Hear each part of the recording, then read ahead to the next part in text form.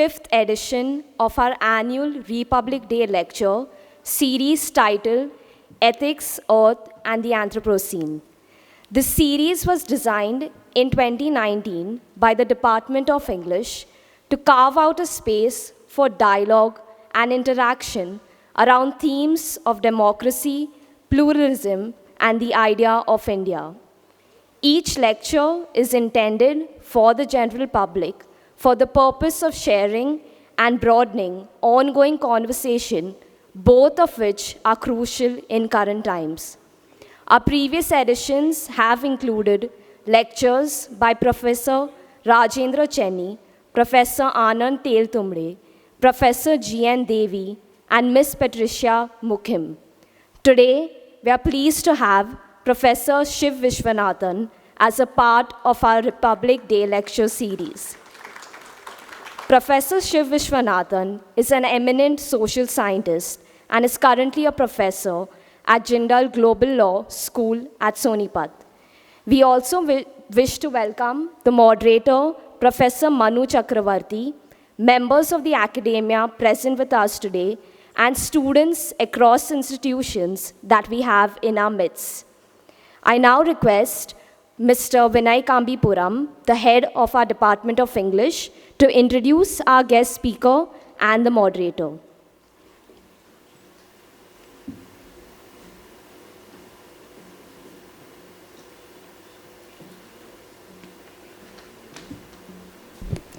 Good morning, everyone. It's happy to see that we have a very festive atmosphere here. This whole initiative of organizing a public lecture was conceptualized by Professor Rajaram, the former HOD of the Department of English, who led us for almost 17 years at St. Joseph's College of Commerce.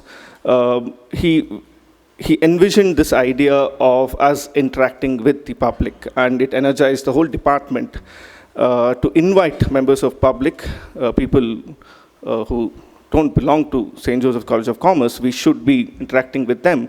And we should also be able to identify people, public intellectuals, who have spent their lifetime thinking about the world that we're living in. So we've had exciting lectures over the years, each one of them engaged with contemporary India in relation to things that are happening all over the world.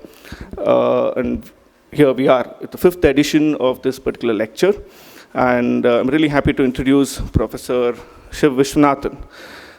I'll do an introduction in two parts. One, I'll do a formal introduction, then I have something to say. Let's see how that works. Professor Dr. Shiv Vishwanathan is currently professor at Jindal Global Law School, Sonipat, and director, Center for the Study of Knowledge Systems, OP Jindal Global University. He's a trained social anthropologist with a PhD from the University of Delhi. He's an Indian public intellectual and social scientist, best known for his contributions to science and technology studies and for the concept of cognitive justice, a term he coined. An interdisciplinary thinker, prolific writer, and delightfully bold and eloquent orator. Professor Vishwanathan's articles and writings reflect his dissection of diverse issues with a sharp and critical wit. His wide interests range from cognitive justice, urban studies, the sociology of corruption and ethics, the sociology and philosophy of science, history of technology, and traditional knowledge, social movements, globalization, to the culture and politics of ecology, which feature in leading newspapers and publications such as the Seminar Magazine, Economic and Political Weekly, and the New Indian Express. We also have very distinguished public intellectual, film critic, thinker, Professor N. Manu Chakravarti. Professor N. Manu Chakravarti is a renowned teacher and critic known for his significant contributions to literary and cultural criticism. He has written extensively on various subjects such as literature, music, feminism, politics, and cinema. He has authored several books and published insightful articles on Indian and Iranian cinema, as well as the creative impulses of eminent musicians, creative writers, and filmmakers. In 2011, he received the National Film Award, Swarna Kamal, for Best Critic. Currently, he serves as a visiting professor at several reputed national institutions and lectures on cinema and cultural theory. Okay, that's the formal part. I was talking to Professor Manu Chakravarti about organizing this particular lecture, and we both had one person in mind that we should invite Shiv Vishwanathan, and we were talking about him. And he used one particular word to describe Professor Shiv Vishwanathan. He called him a Rakshasa. Right, and I think that's a very apt introduction, right? We have two Rakshasas on the stage here, right? And hoping that more people join into that club of Rakshasas. He is, I've been reading him for a long time.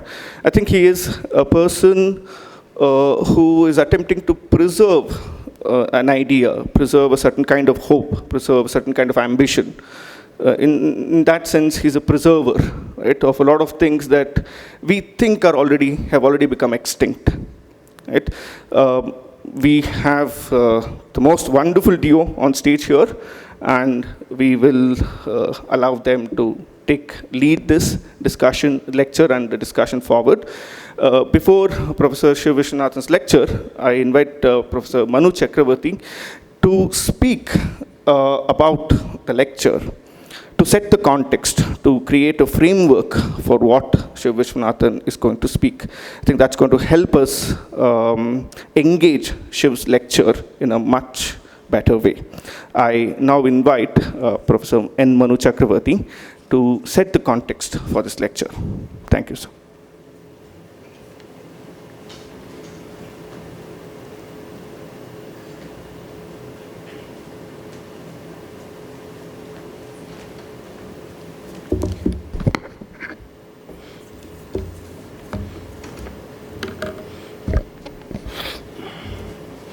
Very good morning.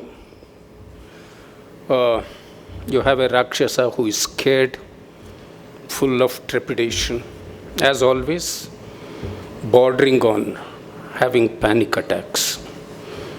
And that's also what Shiv does to me, has been doing so for the past 36 years. First met him in 87 at ISEC, the Institute of Socioeconomic Change, where he spoke on a remarkable person, a biologist, a town planner, a person who dealt with the aesthetics and ethics of city building, Patrick Geddes. Now, in 87, I saw the greats, so-called greats of sociology, of the social sciences, including M.N. Srinivas. This wild, eccentric maverick, speaking on another eccentric maverick, Patrick Geddes, shocked M.N. Srinivas with his very unconventional formulations. Now, it was as if for M.N. Srinivas, one of the biggest names, that the calm ship sailing, again, more calmly on the high seas had capsized. So there was some kind of a subversion of mainstream structured social sciences.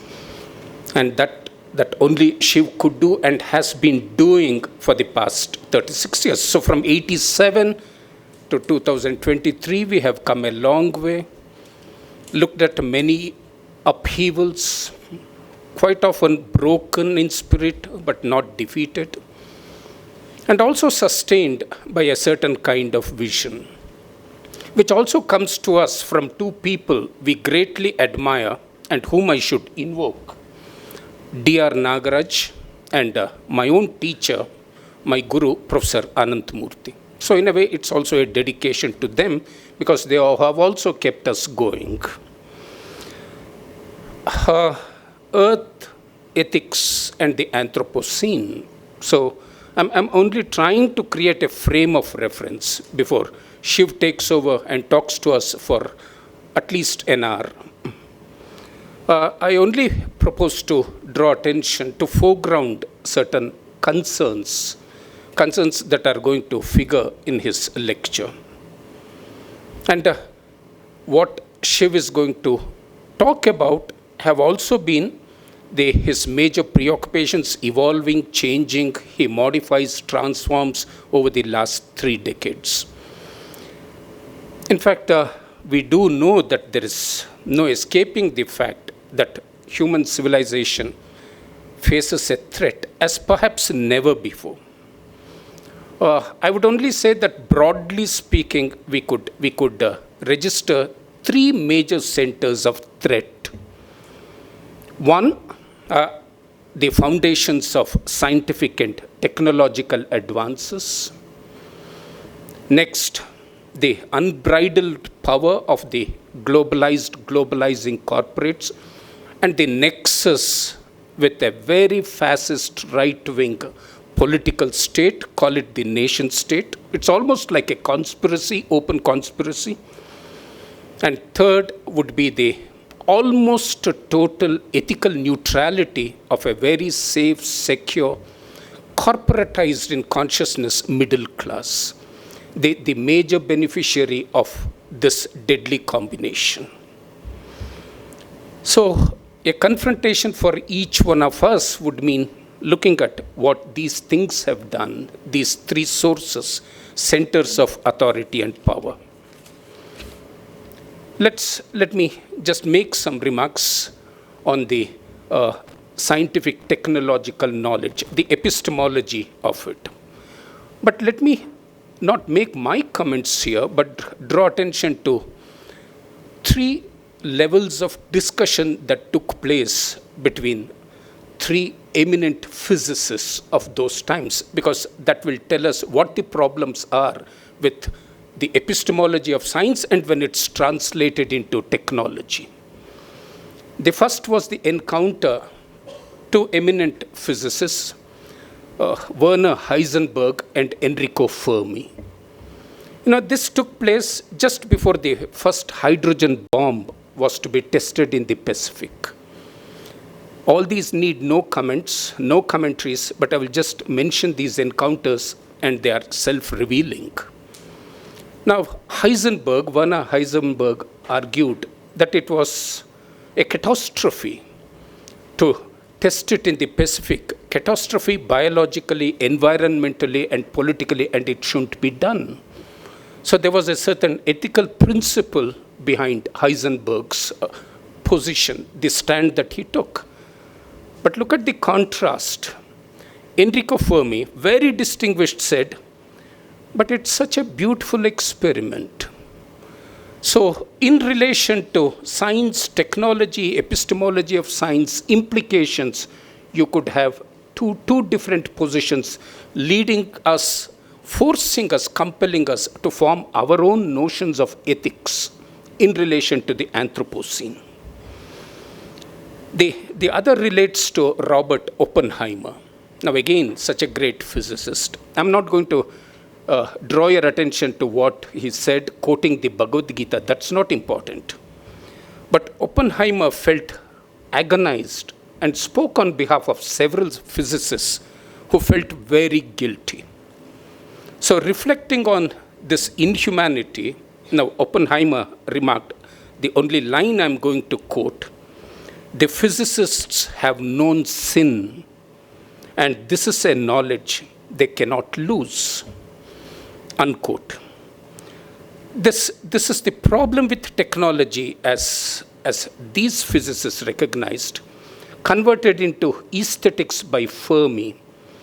So I think I will conclude this part by drawing attention to, this is very important for us today in the context of Shiv's lecture, what Martin Heidegger said in an essay, The Question Concerning Technology, that there was indeed a kind of technology in the past.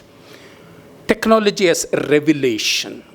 Technology as poetic revelation, because it revealed the world. But he says we are all trapped in a kind of technology, a technology which does not have logos, knowledge. A kind of technology that traps nature, enframes nature, and overwhelms us, overpowers us. And of course, now I think we need to turn to this nexus between the corporates and the nation state, the states all over, the ruling political states. This is something very sophisticated because these operate with a single kind of language, a monolithic language, and the mantras constantly repeated are, it's like a mantric chant, development, progress, growth. And as if these two areas, structures, ruling powers, determine what growth, development, progress for humanity is all about. The whole problem is, and this has been Shiv's insistence, that these are not just historical developments, merely historical developments affecting us, but these control our imagination. These iron out other possibilities of using language. And so the possibilities of discovering new metaphors, new idioms, new languages also prevent us, that possibility is prevented. So imagining, envisioning alternative forms of life, modes of living, they're all ruled out. So it's this collapse of alternatives, all kinds of alternatives, that forms the greatest threat. We speak a single language. We seem to have erased all multiple metaphors and operate from centralizing, globalizing structures. Shiv has been struggling to deal with the idea of new languages, new idioms, new metaphors, out of which we can produce, engender new modes of imagination. And through these modes of imagination, perhaps think of alternatives as far as the future is concerned. I wish to end by saying that Shiv is in the great tradition of two outstanding thinkers, visionaries that shaped us, almost forgotten, but time to remember them. And it's time we clearly remembered these. One, Ivan Illich, number of his books. And the second, who combined spirituality with a sense of the cosmos, of the universe, a sense of Godhead deinstitutionalized, a religious cosmology which would also make religious institutions frozen, fossilized collapse. And that's Raymond Panikkar. I draw heavily from his book, The Cosmotheandric Experience, and several works of Ivan Illich. And therefore, at one stage, Raymond Panikkar says, secularity of the sacred secularity. So how do we operate with a sense of the sacred when we deal with the personal self, the collective self, the private individual self, and the collective public self, and think of forming, shaping a new kind of ethics for ourselves, the earth, and hopefully avoid an Anthropocene, destroy this notion that we cannot, it's a paradoxical statement, destroy this notion, erase this notion, annihilate this notion that possibilities are not available for us. So when you demolish a certain kind of hegemonizing structure, you also begin to look at new possibilities, resources of hope, and turn to new forms of ethics, new forms of saving the world from destruction, the Anthropocene. So this is the integration of the private self with the collective self. And Shiv is going to deal with the ethics of this. Thank you. Shiv, all yours.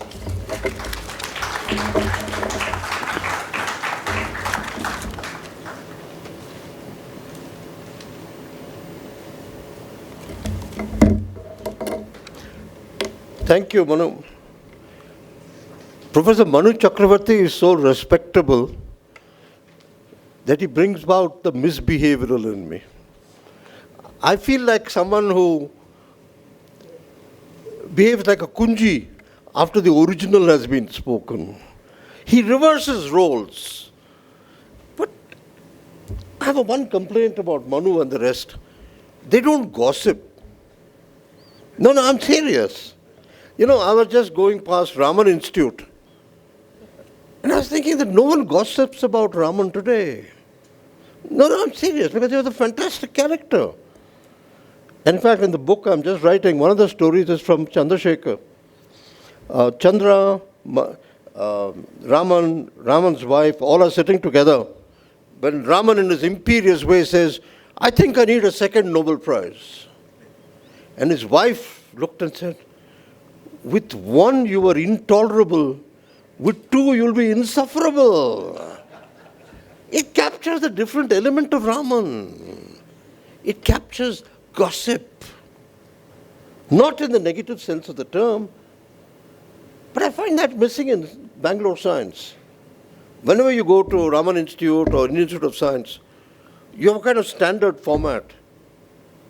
Gossip is missing. And what to me really amazes is we take the Anthropocene so seriously, the gossip of the Anthropocene is missing. And that's necessary because the Anthropocene has not been fully articulated.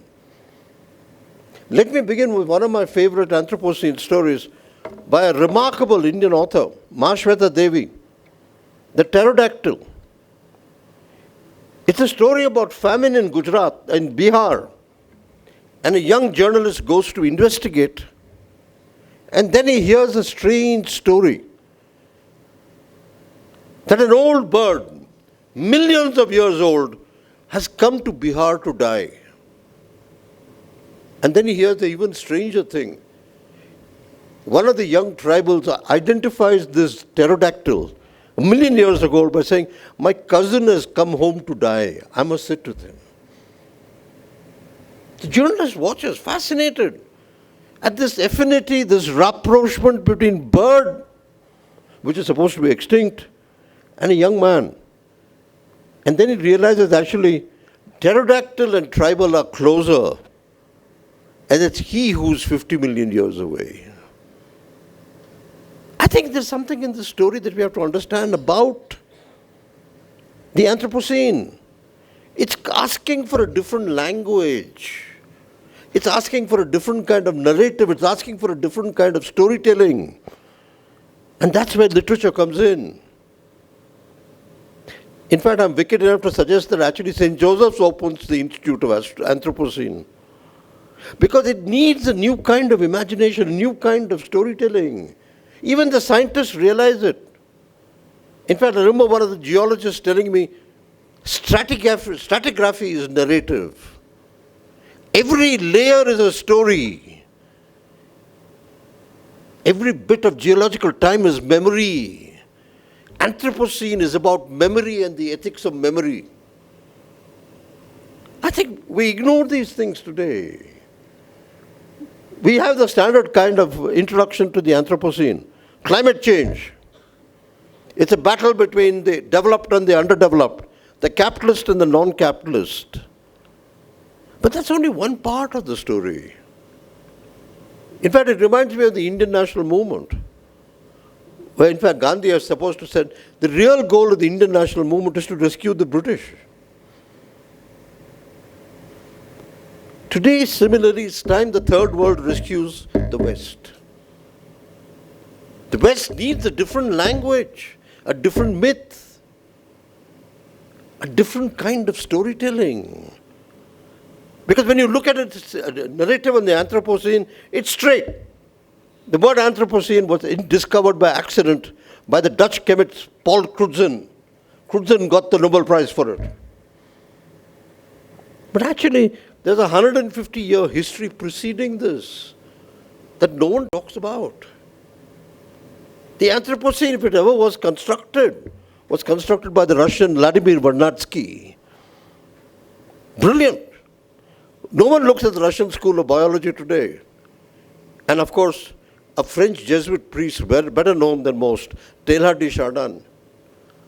See, we don't look at the history of the term. We don't look at the confusion, the mystery the concept creates as it unravels. We produce a definition, and we think we have science. I think science breeds more on doubt and ambiguity than uncertainty. And I think this is something we have to understand today. So I want to begin by saying, forget climate change. You can switch on the fan. Let's think of something different. Anthropocene is an attempt to criticize science. It's the beginning of a new cognitive revolution. And science has been full of cognitive revolutions. Each cognitive revolution was an attempt to break the ethnocentricity of man. The Copernican revolution broke the centrality of man at the center of the universe.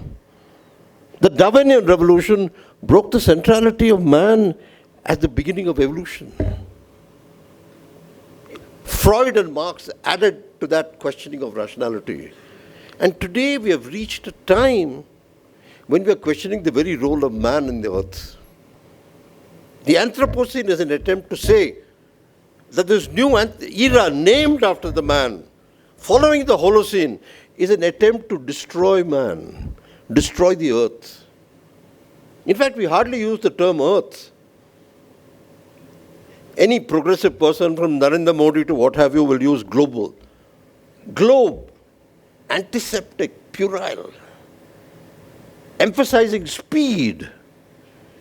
Well, earth has a certain kind of warmth, a certain kind of steadiness. And I think the first thing we have to realize ethically is man is destroying the earth. It demands a new kind of trusteeship. But it can create a new kind of hubris by thinking only man can rescue the earth.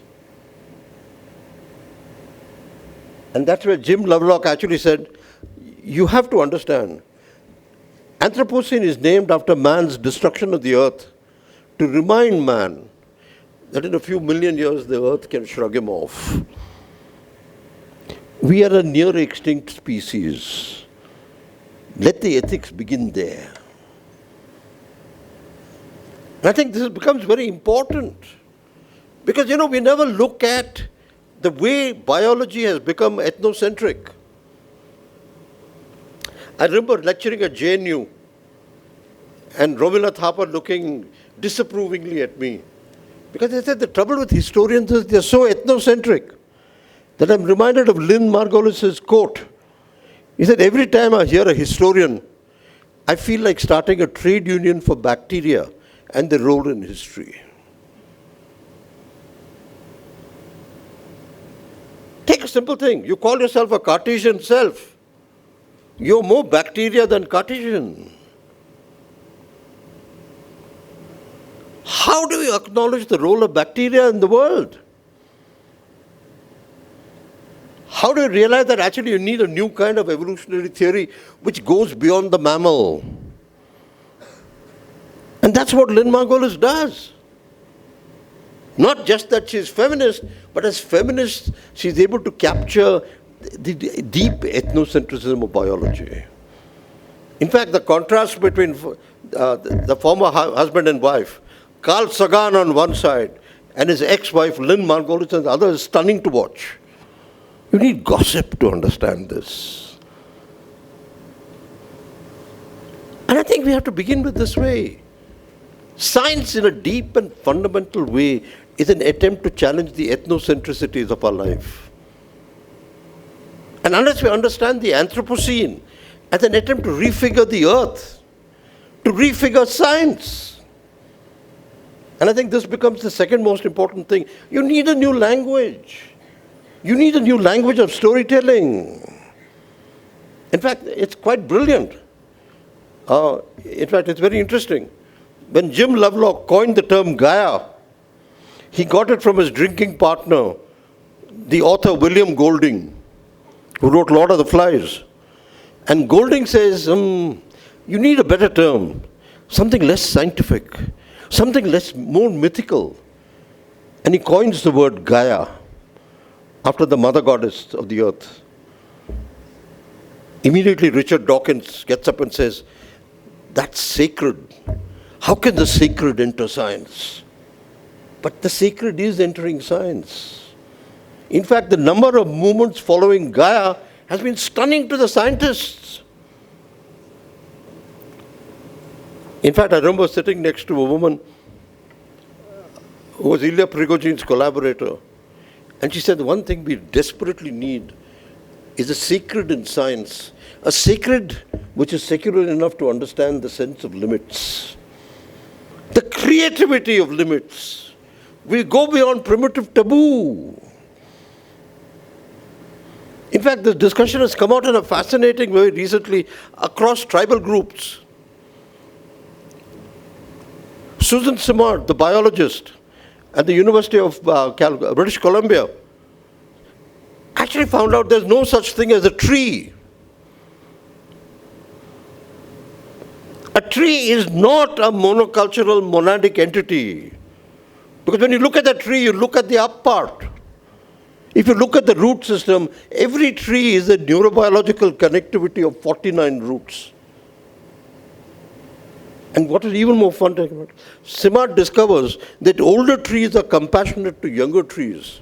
That when they're dying, they transfer the food in anticipation of death. A tree becomes a different entity. You can't understand a tree monoculturally. Because the tree is a neurobiological connectivity of a different order. And it's the same with the Anthropocene. Standard monadic analytical frameworks of science don't do. You need a different kind of connectivity. You need a different kind of myth. You need a different kind of storytelling. You need a different kind of science. And that's what worries me about Indian science. Where are the eccentrics? Don't worry, they're quite used to my bad behavior. Where we don't have scientists now leading the battle of the Anthropocene. Raman Institute was going to do it before Ravi Subramaniam left for Australia. How do we create a new science of the Anthropocene? Not as a kind of stable, durable, clerical, Kunji-like science, but as a dream of a different world, as a dream of an ethical science. I think here's where literature comes in. You need a new imagination. What painting did to quantum physics, between surrealism and quantum physics, literature has to do for the Anthropocene. You need a different kind of language, a different kind of metaphor, a different kind of storytelling. And don't forget, it's scientists who now like metaphors, celebrate metaphors. You look at any philosophy of science, from David Bohm to what have you, it's a search for new metaphors of understanding. The Anthropocene needs new creation myths. The standard textbook paradigm flung at Indian science students is not only boring, it's false. Second, it has to be a democratic issue. Let me propose something. We need a new kind of knowledge panchayat. Hundreds of ordinary people get together and debate science. Use words like epistemology. I remember when I was lecturing at Harvard, one of the World Bank people got up and said, "How can you use the word epistemology? The World Bank president cannot understand it." I said, "Precisely. You need new kinds of philosophical understanding. And ordinary people provide it. Through folklore, through cosmology, through storytelling, through encounters with science. And we need this desperately today."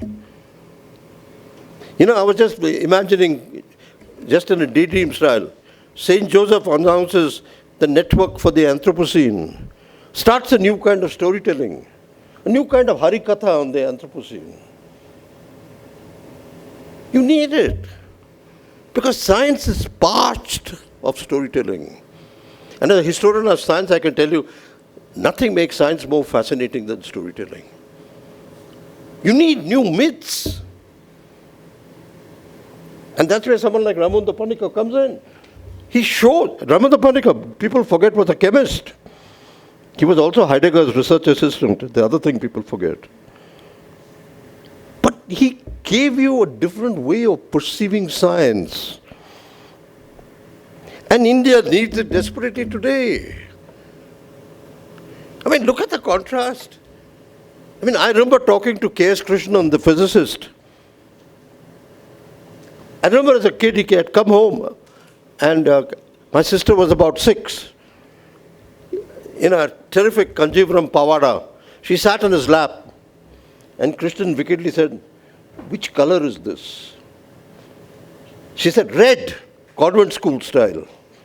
He said, "Convent school red never understood color.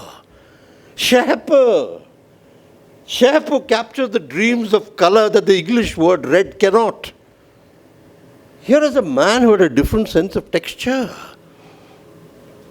I remember when NPL was being built, someone was destroying a tree. He ran from a Studebaker car and said, "Why are you doing that?" The architect says, "Oh, we're cutting one tree because it's asymmetrical." And Krishnan says, "You can create symmetry by planting another tree." Something life-giving. Something which in its source is a different kind of myth. And I think this is what we are missing today. The Gaia hypothesis has caught on. Why not in India? Let me push this even further.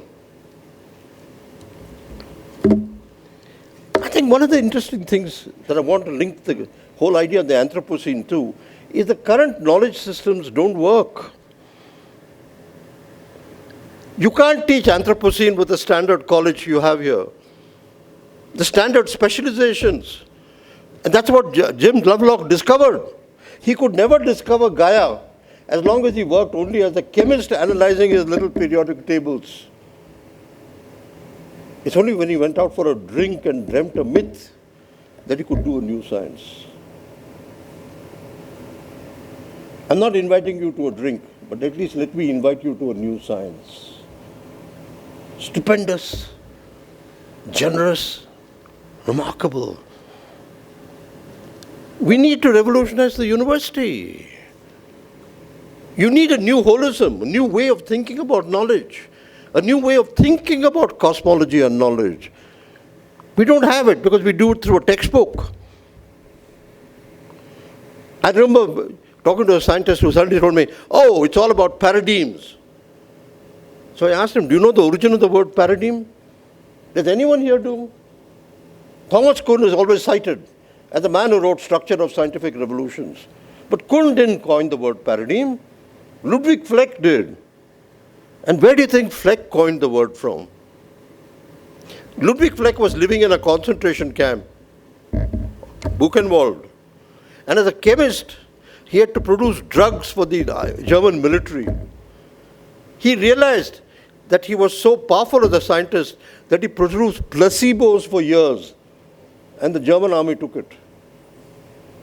He said, if this is consensus, and if this is scientific consensus, what is the paradigm? How do we challenge the current paradigms of science, which is what Anthropocene is saying? Madhav Gadgil pulled it brilliantly. He said we should have a constitutional trusteeship of rice.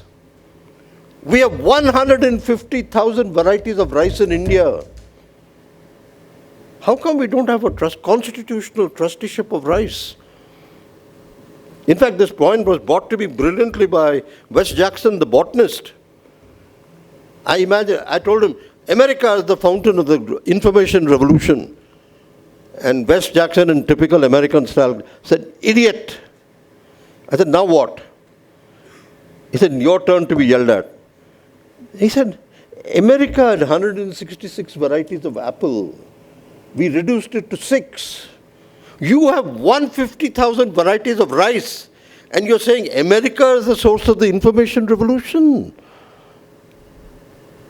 You have to redefine your terms. We have to look at diversity in a different way.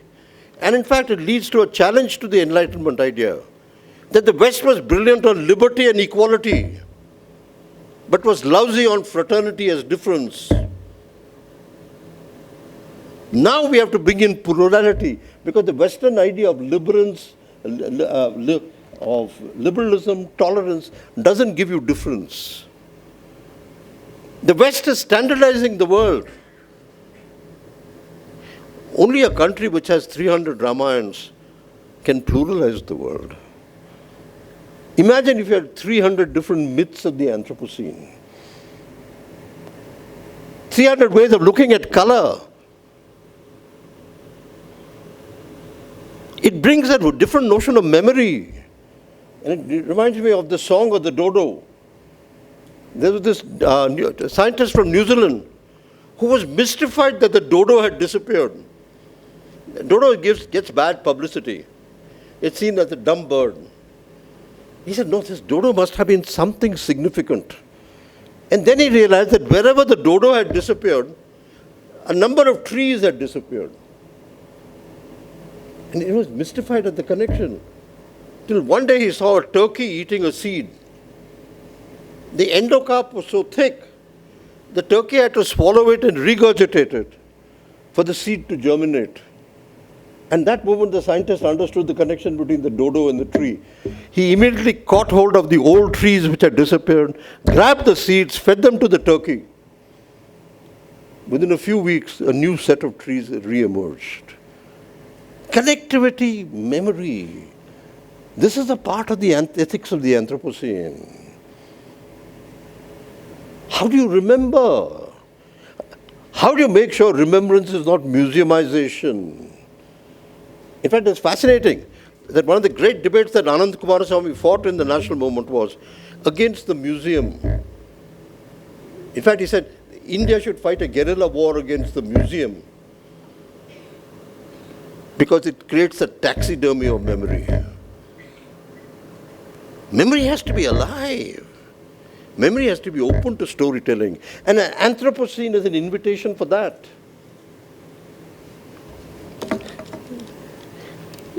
Actually, it also brings about very interesting challenges. Once you have the Anthropocene, you can't function in linear time. You need cosmic time, you need cyclical time. In fact, I remember when the Brundtland report was published, I showed it to a tribal anthropologist. She said, "Ye to bahut Angrez hai." I said, "What do you mean?" She writes in linear time. How can you have sustainability in linear time? You need cyclical time. Can we bring cyclical time to our constitution? Can we break the linearities of second-rate development? An Anthropocene is an attempt to show the earth doesn't need the current model of development. In fact, the earth needs a new kind of economics and a dream of a different science. That's Anthropocene. Let's not domesticate it and tame it into some matriculate subject. In fact, I remember Ravi Subramaniam telling me recently, the sadness is Indian scientists are no longer eccentric. He said, we are the best kunji makers in the world. Give an Indian scientist a chance, he produces the best summary of any theory. But the original doesn't belong to him. It's time we reclaim the original. It's the ethics of originality that I'm looking for. In fact, when I was working at Raman Institute, I met this French scientist who said, you Indians were brilliant dreamers. He said that Adda was a part of your civilization. Why are you now behaving like Chinese, thinking termites create science? Ravi Subramanian, in fact, showed me an article, one article, which had 4,000 co-authors. Are we looking for a juggernaut? Are we looking for a new kind of playfulness? Anthropocene raises questions of this order. I mean, let me put it bluntly. If you believe in the Anthropocene, the first document you should throw out is the Kasturi Rangan report. Well-behaved but illiterate to co. You need to dream a new knowledge system like Patrick Geddes did. Or people forget the most fascinating experiments in knowledge took place in India between Patrick Geddes, J.C. Bose and Tagore. Not Shantiniketan. The other Shantiniketan, which is a dream of a different science. The documents are there. Any of you are interested, I can send it to you. Tagore and Geddes dreamt a different science, a different biology. It anticipates the Anthropocene. I don't think ethics is just good behavior. It's adventurous behavior, which seeks new forms of existential risk. And that's what Anthropocene is about.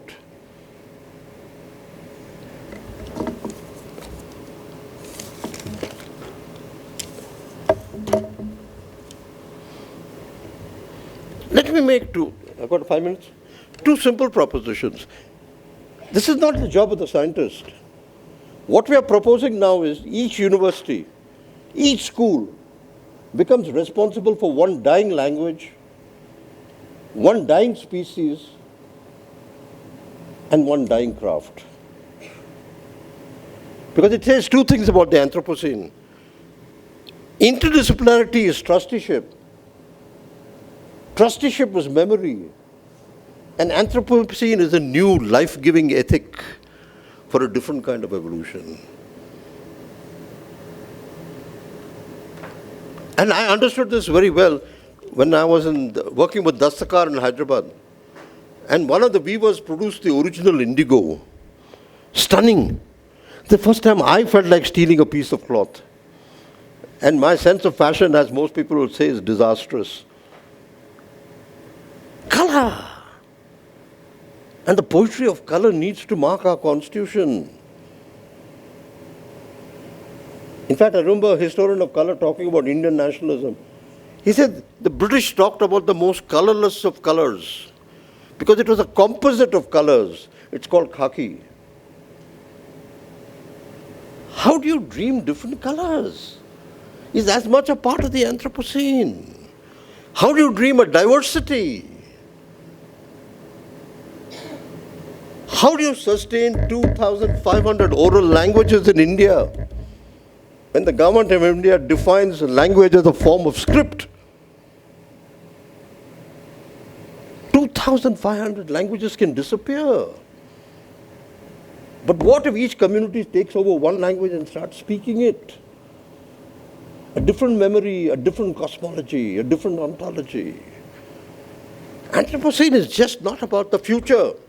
It's chirological in the way Raimundo Panikkar put it. And the man who put it best was the Sinhalese judge, Veeramantri. When the Tahitians were fighting against the French nuclear testing, Veeramantri ruled on behalf of the Tahitians and accused the French of violating the rights of the future. We need the rights of the future in our constitution. That's what the Anthropocene is saying. And the future not as a disjunctive future, but as a part of our present. Anthropocene is a different science, a different ethics. Dream it, discover it, it's with you. I'm just hoping Bangalore can be the center of it. And I'm not talking about Indian Institute of Science. I'm talking about every college, every school in this place. In fact, as one of my friends put it, a dancer, he said, it's time we choreograph science into difference. So it becomes a dance, a dream of diversity. That's the invitation to the Anthropocene. I hope you'll accept it and become inventors each in your own way, storytellers each in your own power. It's not a search for respectability. In fact, remember, the two scientists Manu mentioned, Ivan Illich used to be regularly beaten up by the US Embassy. And Raimundo Panikkar was the bane of the Pope. It's only his friend Enzo Paci who saved him. And the one thing I miss is, Panikkar and Illich were great friends. They used to spend every year in Banaras gossiping. It's a pity. There's no record of some of the most, what could be some of the most brilliant conversations between two philosophers. Imagine what they could have thought about the Anthropocene. I'll stop here. Yeah?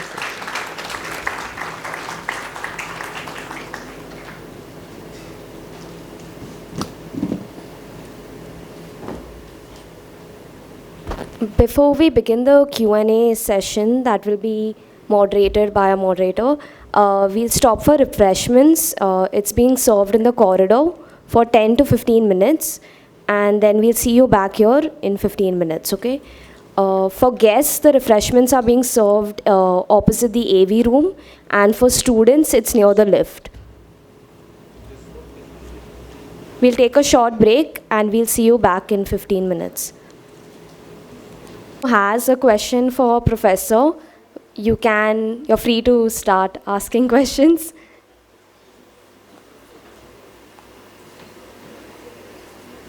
We will pass on a mic to any of you that has a question.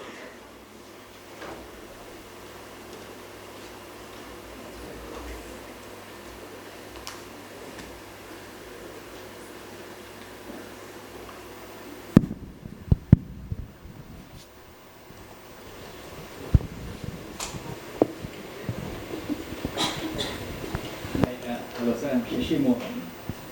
My question is, even the best of the best minds who shaped the 17th century, 18th century socio-political economic philosophies, right, be it started from Rousseau, they failed to recognize among the affairs of the human man, nature or the planet also essential, if I can use the stakeholder, why did this happen? Of course, angels say directives of nature in a very detailed fashion, but why did this happen? See, one, science grew from Judeo-Christian cosmology, where nature was always a resource or a commodity. I think one has the idea that a lot of science grew from cosmology. Christian cosmology, in fact, you'll find the most interesting debate going on in Nagaland between tribal religion and Christian religion, where the Nagas tell the Christians, you have destroyed our nature. So nature is now coming back. So whether you look at Prigogine or you look at Jim Lovelock, they try to bring back a different notion of nature. Cartesian philosophy had no place for nature. But after all, that whole paradigm of Western science was based on the corpse. Would you expect? The corpse was the model for all the mechanical revolution. You had to get rid of a certain notion of death to bring back a certain notion of life. And you're right. The contemporary enlightenment paradigm of philosophy had little place for nature or life. And I think that's still continuing in many ways. Because after all, even if you use a simple word like body count, you show something contempt for death and nature. So I think we still have to work at it. And I think that's one of the linguistic revolutions taking place. What's the new language for nature? Okay.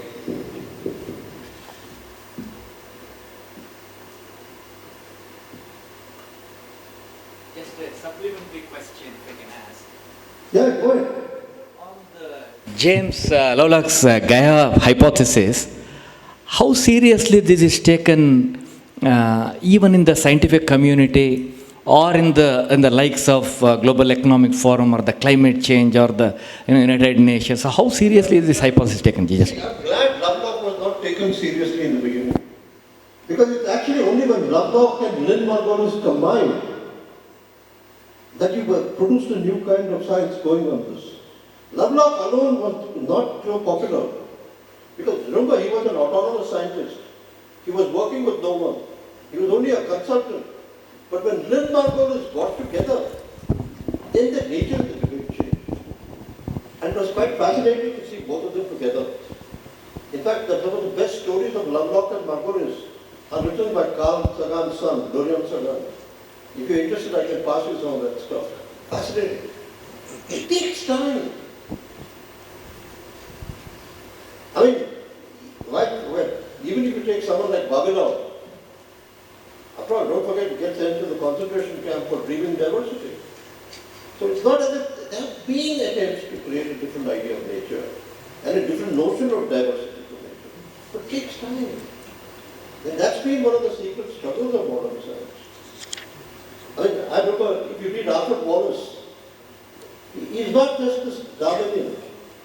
He is the first person who proposes this, that a science that is movement of domination must invent alternatives. And he works it out for the Malaysian archipelago. But we don't look at Wallace. We don't even look at him despite the fact he was the first advocate of Indian independence. So I think we need a redoing of history of science also. Because the dissenting imaginations have been powerful, but forgotten. pursuing.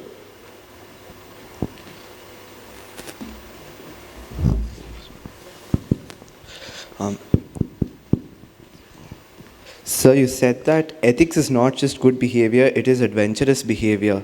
Could you please explain the adventurous behavior part? See, I think it was put to me very well by a professor of mine, Ashish Nandi. He said, don't get me near good people. Good people are boring. I think it can't just be etiquette or good manners. It has to be adventurous and challenging. I mean, I was looking at the people who resisted the concentration camp. Quite fascinating. Revolutionary leftists, theosophists, and Seventh-day Adventists. They put together an impossible combination of fundamentalists and scholars. But they could produce a resistance. And that becomes fascinating. Because mere goodness is not enough. And I think one of the things we have to learn to do, all of us well-behaved convent school kids, is to now invent a new kind of ethics, which can challenge. Do we say government is good, so we must follow it? Though the government happens to be a friendly chap called Modi? I think the question has to be drawn in different fields. It's happening with fascinating consequences. You know what? We are starting a new institute of ethics. If you're interested, we can conscript you. No. What exactly Shiv means is if you're good, it could also mean subservience, obedience to authority, unethical authority. So good is a definition given by those who try to control you. And therefore what he is trying to say is that you need to protest, resist, violate, transgress if you want to shape new ethics. That's what he means when he uses the word good. Because good can also mean submission, obedience. Today we have commodified nature and lost the sense of sacredness. Nature is what? A resource, mineral, something to be bought and sold in the market. Do you have any insights into, recapturing this sense of the sacred? In fact, there's a fantastic debate going on in the indigenista movement in Brazil by a Brazilian shaman, Davo Papanova. If you're interested, I'll send you the text, where he turns around and tells, you Westerners, you never understood the cosmology of a forest. You thought it was so many bits of paper and wood. You have to dream forest to understand forest. And he's become one of the major leaders of the indigenous. It's a powerful debate going on among the indigenista groups. How do you look at a forest? The same debate is taking place in Canada, where biologists are discovering that the folk Indian mythology is more consistent with the new biology of the sacred than the past idea. So there are things emerging. But you're right, to a certain extent, we have commodified not just nature, but life in general. I mean, if you can have a body count of deaths, trees are not that much of a problem, are they? These are some of the things we're fighting. It needs both an aesthetic and an ethic, and an understanding that good science can be both.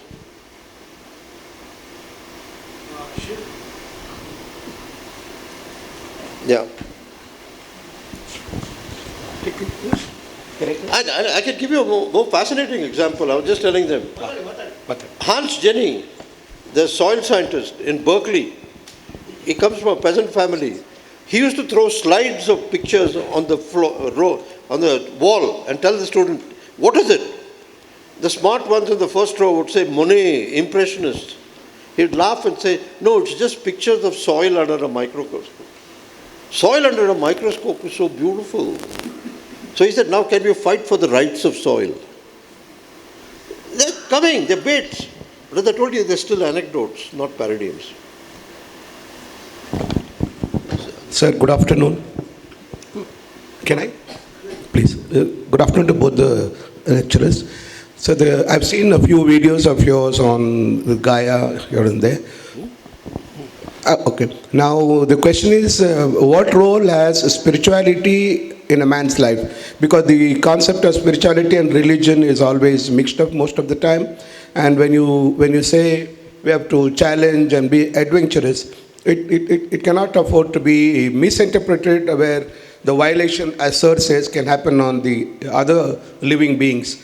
And the alien part, if you can describe the cultural base, the alien culture coming into the earth and how grounded the research has been on. Thank you, sir. Spirituality, religion. Yeah, I think there's a new kinds of debates coming in spirituality and religion. Even take the new kind of science fiction. You take someone like Ursula Le Guin, Alfred Krobo's daughter, actually. There's a new kind of thinking, a new kind of language emerging. You can see it in the work of Raimundo Panico, who was a scientist. Marginal, but if he now starts spreading this, you start getting a different way of looking at things. The possibilities are immense. Well, the alien doesn't have to be from space. The alien can be your neighbor, the way we treat most of them. So there's a way of working this. And I think partly anthropology is an attempt to break some of these sensitivities today, because it has been quite racist in its own genealogy. So I think there are possibilities. In your Gita interpretation, when I recall correctly, you have interpreted as the Krishna and other Shiva. These are people from outer space and have come here with their own cultural base and then transferred it here to people, and that's how the pyramids and so many other cultures. So that's what I See, a society that could produce 300 Ramayans and 70 Mahabharats, the West is just another story. I think you got to have that confidence. I think A.K. Ramanujan once put it with Anant Murthy, that we don't need a center-periphery model. We can domesticate them. And in fact, I think there's a lot of the domestication of the West taking place. Interesting, not to... In fact, I remember a story of Niraj Singh Chaudhary. At 55, he goes to England at last. He gets down from the taxi, very disappointed. He said, "You English don't speak English anymore. We do." So sometimes we are the ones who keep traditions alive. I mean, I remember going for a walk in Calcutta, and suddenly the old man next to me is saying, "The child is the father of the man." He expected you to know the poem. I wouldn't see it in a park in England. Raghu. Raghu has been wanting to ask the question. After that, Sridhar. You see, when you speak of the West, are you speaking of the post-Cartesian West, the West of the past 300 or 400 years? Or are you speaking of some eternal West, because when you equate science, Western science with the Judeo-Christian worldview, so are we speaking of that worldview which is, eternally tied up with the worldview of science, or is it something else? No, I think there are several Wests we are talking about. We are also speaking about the defeated West. Because I think there were a lot of Western theories which are defeated by the dominant theory. So one has to look at it. And that's why I think the Indian interest in the Theosophist movement got so interesting. Because we looked at new dreams of childhood. I mean, how many people remember that nationalism in India was actually a dream of childhood, not the state? You look at Maria Montessori, you look at Geddes, you look at Gandhi, look at Jiddu. Yeah, but wait, the second thing. I just want to clarify the question. Was the West different 1,000 years ago than it has been in the past 500 years? I think it was plural. I think for me the best example is the fact that Western science would not exist without Arab translations. That's the plurality which no one thinks about. That after the defeat of the Spanish, it's the Arab translations of Greece which then revived Western science. I mean, that's the kind of pluralism that I'm hoping for. And I think the possibility is coming. And not so much in the standard university, But I think in small places, almost like monasteries, dreaming today of a different future. In fact, I was quite impressed that when Johann Galtung and Robert Jung spoke, they said the first object we should teach children is futures. Imagine a different world. Create new imaginaries for that world. You don't have to reify or ossify the West any more than you do it to the East. There are possibilities there. And I think some of them are quite fascinating. I wish we had more access to some of them. Raghu, you do know that Joseph Needham, Martin Bernal, they all tried that, especially turning to Chinese civilizations, other civilizations. So even in the construction of a certain kind of history of science, there have been remarkable scholars who have gone beyond the so-called monolithic West. Sridhar? So I'm Sridhar, and thanks for the very illuminating account of Anthropocene from various perspectives. In fact, I had one question in mind, but when I listened to your response to one of the questions here, which talked about the indigenous scholarship, talking about a different way of looking at the forest and something about the folk tales that can illuminate new knowledge. So in this background, we now are in a position in India, not position, but in a state of things where we hear a lot about the Indic civilization, which seem to have a lot of what we have lost today. So the real purpose of decolonization today is to go back and recover those things. Now, I see that what you are talking about is not what they are talking about. But it is possible that when these people talk about the Hindutva, or they talk about recovering this great Indic civilization, that they may even appropriate the kind of things that you are referring to. Now, is there a way in which we make this distinction so that we will know that when there is an appropriation happening? That's my first question. Shall I ask the second right away, or after you respond? No, you go ahead, either way. Okay. My second question, that was my primary question. See, the Anthropocene and all the various ways in which we can look at Anthropocene. One of them is the closest, the most, I think, important is the way in which eco-socialists talk about today of Anthropocene, as closely related to what Marx called the metabolic rift. So, when we see that the Anthropocene is a result of this metabolic rift, so don't we have to now think about conditions that can sustain plurality and other things that we cherish? And that is possible only through a socialist order. This cannot be sustained under capitalism.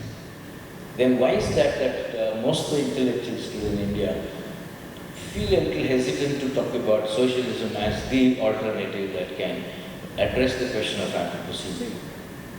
You make me a bit wicked, because you just reminded me of Anand Murthy, who said, socialism can survive everything except socialist realism. I think when you're talking about socialism, it's an unfinished project. We have to rework some of these things. Yeah, but I think that's happening. In fact, if you look at it, the idea of socialism in the indigenous movements, it's of a different order. And I think it's also very important that we read dissenting Marxists, from a Theodor Schanin to a Rosa Luxemburg, to show the plurality of Marxism.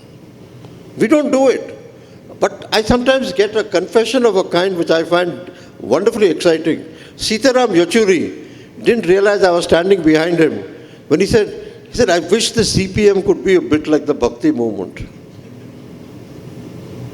Possibilities. Of course, when we refer to socialism today, we don't think of the parliament. But I think many of them in their doubts are now realizing we have to go back to culture and plurality to rework ideology. They're tentative, they're tenuous, they still are ideological in an official sense, but the backstage is different. And I think that's happening more and more. What we need is a bit more of what I call the availability of eccentrics, who can then push possibilities people are neglectful or skeptical of. But don't you think the future is actually connected to the kind of socialism that No, Marx and yeah, you're thinking of alternative futures. See, I used to work with a lot of futures groups in Eastern Europe because my office suddenly discovered that futures was the dissenting ground for almost all alternative socialists. Fascinating groups. We have dropped them today. But I think some of them are some of the most interesting teachers we had. I mean, Andrei Sakharov is not just anti-nuclear. I think we need to revive and seed more dissenting intellectuals. I mean, just give yourself an imagination. Repopulate the Constituent Assembly with a new set of characters. What kind of a constitution would you get?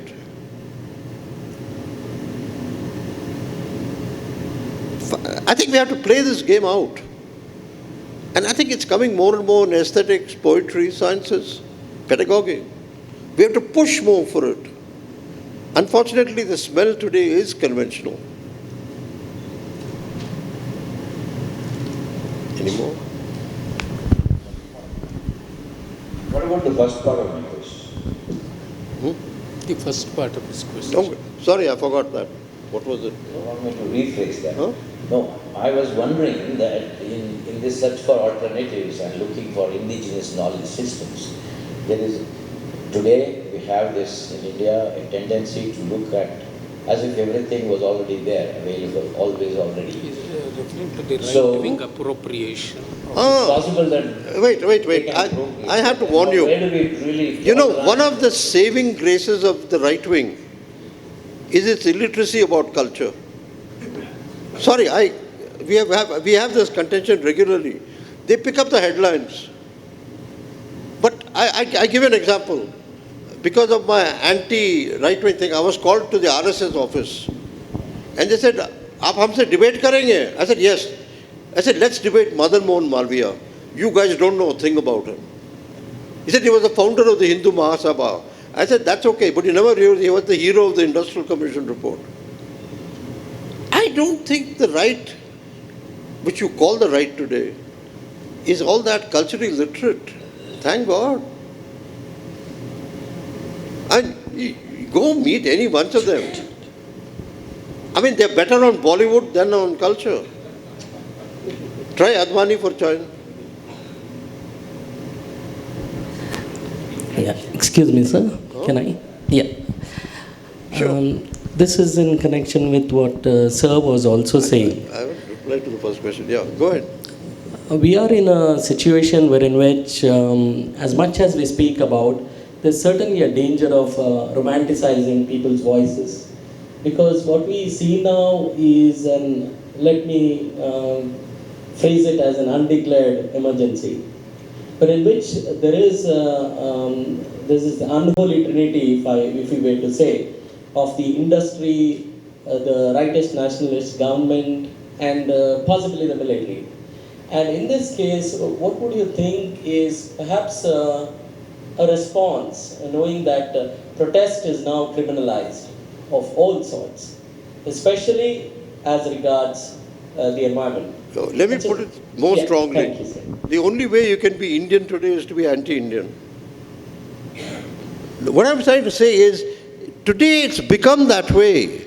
But look, there's still enough pockets in civil society. And that's why the university becomes important, to create these alternative imaginations and sustain them. I mean, I meet so many people nowadays in the South who are each sort of cultural sources which no one knows about, whether it's music or agriculture or craft.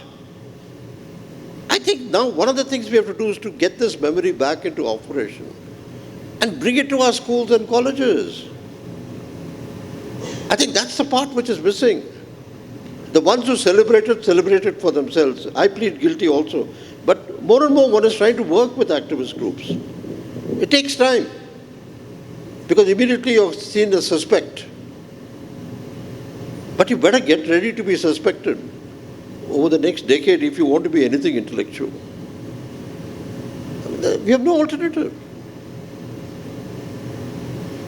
I mean, it's a time, as you go around soon, all of us will be urban nakshals, which is the standard phrase for any dissenter. You have to break it, but at the same time keep yourself open to critique.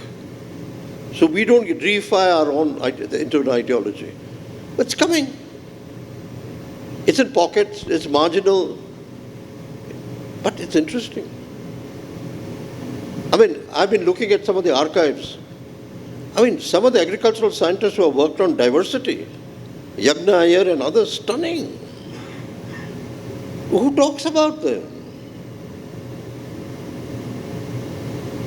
I mean, who talks about J.C. Bose's work on, the later work on botany, and his dream of a post-Germanic science with Geddes and Tagore? I think part of the thing is we have to recover the national movement and the debates on science. We killed it because we never saw the eccentricities of the national movement. We wanted a standard package.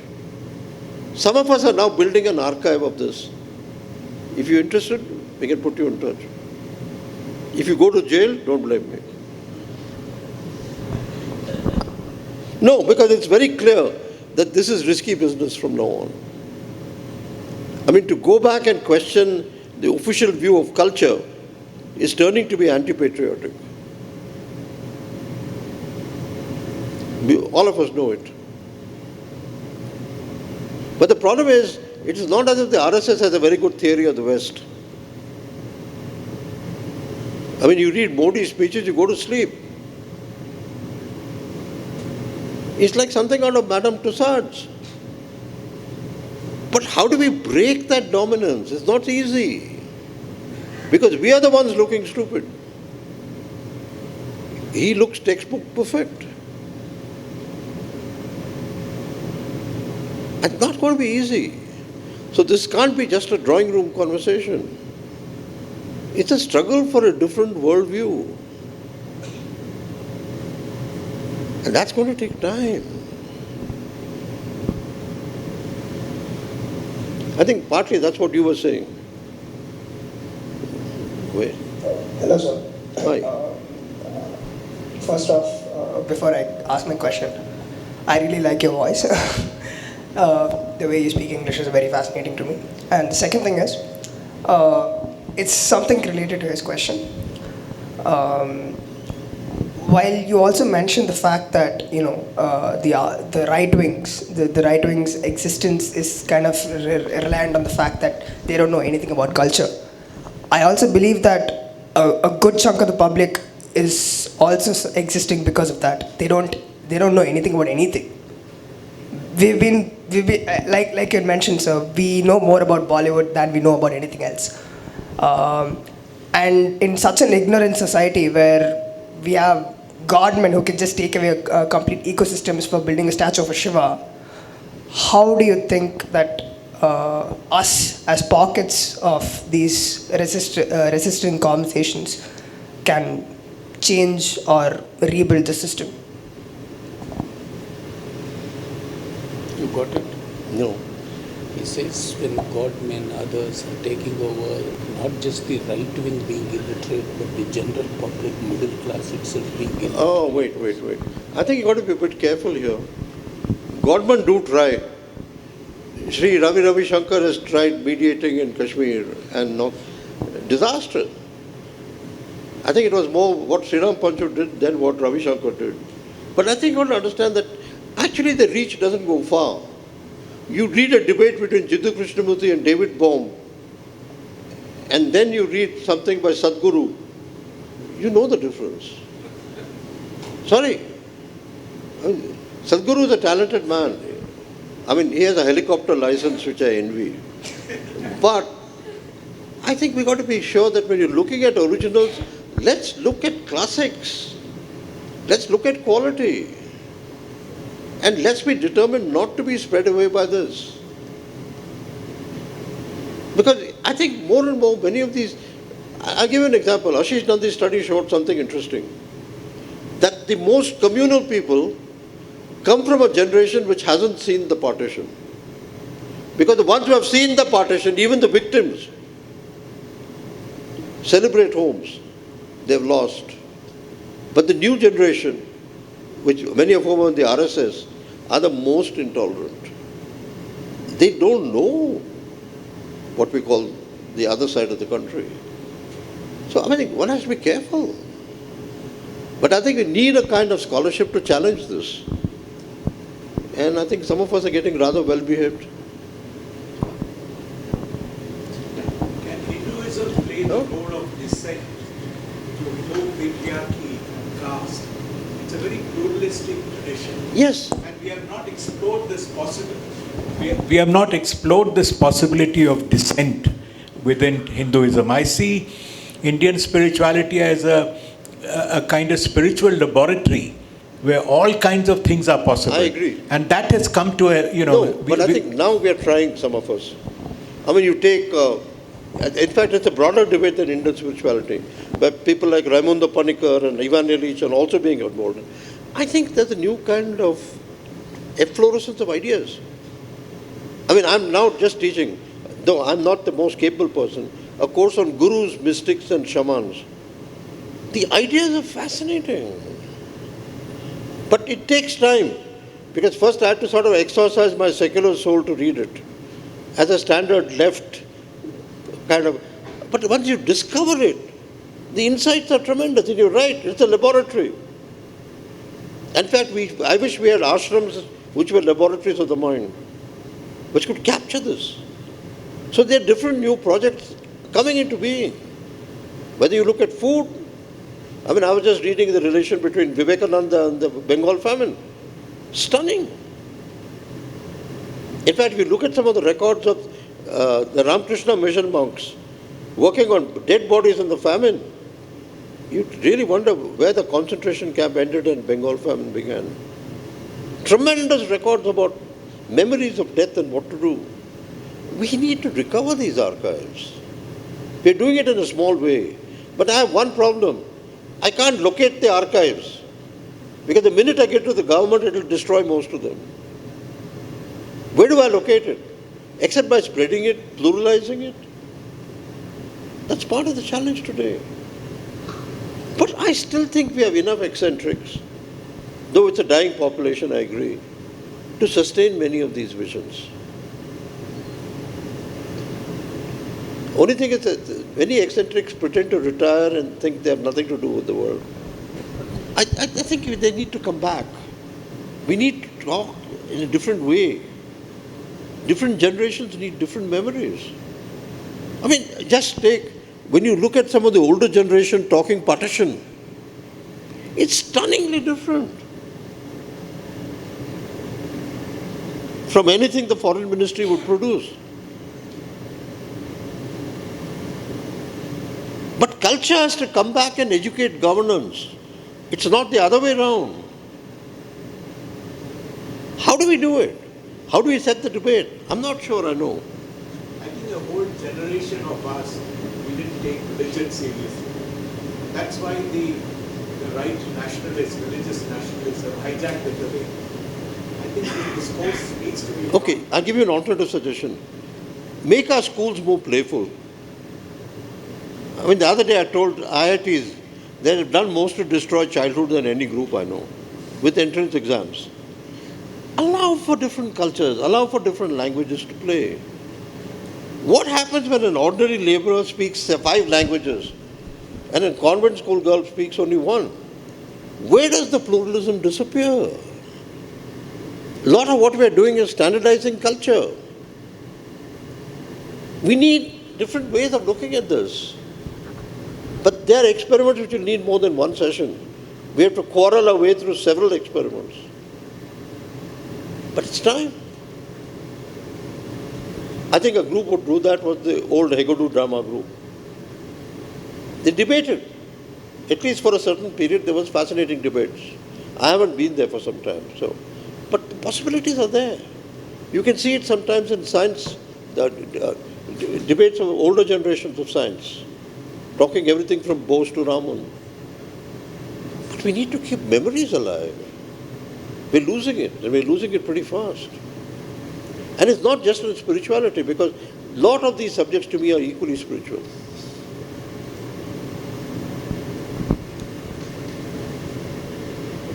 Good morning. So I'm Pushpa Ramana, one of the parents. Hi. Hello. I'm not from the background which understands what you're telling actually. I'm a HR basically. However, I found some of the things that you from found the background you're talking about. interesting. So the thing is like, as a common man, I had to look up at least 2 words after you completed each sentence. I was not able to understand most of the things. I was in fact telling my husband that everything is like, I'm not able to understand much. Probably we have to record and go back, listen to what he's telling again and again, and then try to find the meaning. Like, you almost seem to be the Shashi Tharoor today. So, as a common man... He'll be very upset. Okay. So, when you were talking about Anthropocene, like somebody like me, this is a very new word. So I looked up what it meant. However, like my belief is like instead of human beings trying to save the earth, Earth knows how to save herself. So she'll bring about that kind of like probably we human beings have to think of saving ourselves by the way we are being so careless about things, politicizing everything. When you see Joshimath sinking, nobody is bothered. Sonam Wangchuk is like, he is trying to tell people what he is going through. Like when he tells something good about any political group, then everybody listens to him. But if he's actually speaking something about the good of the mankind, of the earth, nobody wants to listen to him. Everybody is interested in boycotting Bollywood. So why is it that some people are able to create this much kind of interest in nonsensical things which actually have no impact on regular life? It is, what I understand is because they are able to convince others that this is interesting topic. So it is important for intellectuals to come down to the level of common people and try to make them understand these things, the impact it has on their lives, on their children's life, so on the next coming generations. So I feel like people like you should be voicing your opinion more strongly, making the government hear you out. It could be Congress, it could be BJP, it's none of our business. It is ultimately they are there to serve us, right? We don't seem to have understood that as a population in India. Nowadays, there seems to be too much of hero worshipping without even thinking what they're doing, why is it being done. ISRO scientists being told not to discuss it with others, Sonam being house arrested. So those heroes all of a sudden become villains when they try to raise concern. And we are talking about LPG cutting down on fire roads, pollution. Is it really happening? Can ordinary man, a farmer, afford 900,000 rupees for a gas cylinder? We have been asked to give up subsidy, right? So give up subsidy for life. And what is happening with that money? Only one time a person will get a gas stove and cylinder. Then the second cylinder, they are not able to afford it and they will go back to fireworks. So this is not serving any problem. So no solution is being looked into. So intellectuals should try to get in the midst of people, not just intellectuals seated here. Okay. So if you really want to help the country, I request people like you to go and meet people, try to make them understand what is happening with them, the kind of wild things they just speak about others and how damaging it could be. I'm not for any particular religion. Secularism, to me, I believe that everybody should be treated equal. No majority, no minority. Everybody should be treated equally. No, what do you say, like vote banks. Can you please cut short and frame it as a question because there are others. I think there's something interesting emerging. In fact, it reminded me of a meeting I had last week with the general's wife. She looked at me and said, "Young man, don't ruin my breakfast with your English." I think you've got to be a bit careful here. I don't think intellectuals talk down I think a lot of intellectuals today are trying to learn what's happening on the ground. That's part of the learning process. Allow us that. We have made mistakes. Yes, we have been pompous. But somewhere, I think there's a new search going on. Do we have time, sir? Okay, let's do a simple thing. You sit and quarrel with me over the next few weeks.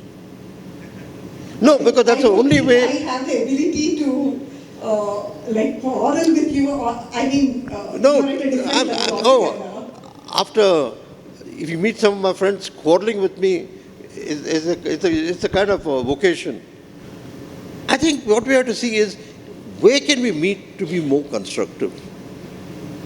So let's give it a try. Okay?